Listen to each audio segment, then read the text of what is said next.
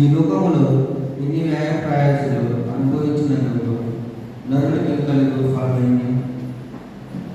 మొదటి పట్టణము ఉపదేశకుని గ్రంథము 1వ అధ్యాయము 2వ వచనము మరియు 2వ అధ్యాయము 21వ వచనం నుంచి 23వ వచనం వరకు.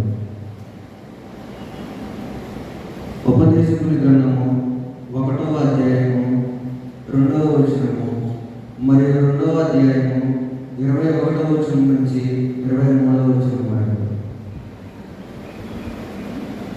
ఉపదేశకుడి జీవితము వ్యర్థమని చెప్పుచున్నాడు. వ్యర్థము, అంతయు వ్యర్థమే. నరుడు తాను విజ్ఞానంతో, తెలివితేటలతో, నేర్పుతో కృషి చేసి సాధించిన వారిని ఎట్టి శ్రమ చేయని తన వారసునికి అప్పగించవలసినదే కదా. ఇదియో వ్యర్థమే, అక్రమమే.